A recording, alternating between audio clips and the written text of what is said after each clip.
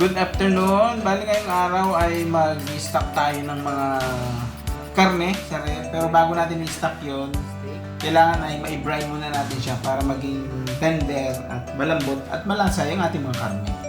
Bali may nabili ulit tayo dito na mga siguro kulang 1 kilong karning baka ito. So tenderloin.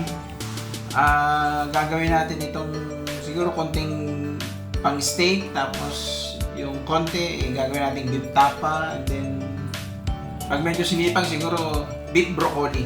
So ulam natin ito for the whole week. So kailangan natin i-stock para kuha lang tayo ng kuha. So ating solution, maglalagay lang tayo ng asin, tapos konting chicken powder, and then yung baking soda natin para sa baka kasi kailangan natin medyo malambot yun. Lagyan lang natin ng tubig at kailangan lulubog yung ating mga meat. So ilagay natin isa-isa, sa ilalim yung malalaki, tapos yung sa ibabaw yung medyo maliliit. Ilagay lang natin hanggang sa ma-cured siya, and then takpan at huwag natin kalilimutan na ilagay yan sa refrigerator. Siguro mga 48 hours okay na. At para sa karning baboy naman, maglagay lang tayo ng konting asin, tapos huwag natin lagyan ng chicken powder. Ano na lang, baking soda, konti lang. Kasi malambot lang naman yung baboy. Tunawin lang natin yan. Pagkatapos ay ilagay natin yung ating mga karne na ginayat.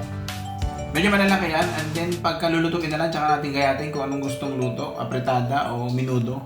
Ilagay lang natin yan sa ref, and then after 48 hours, pwede na natin i-drain yung mga tubig, and then ilagay natin sa freezer para naman tumagal yung buhay niya.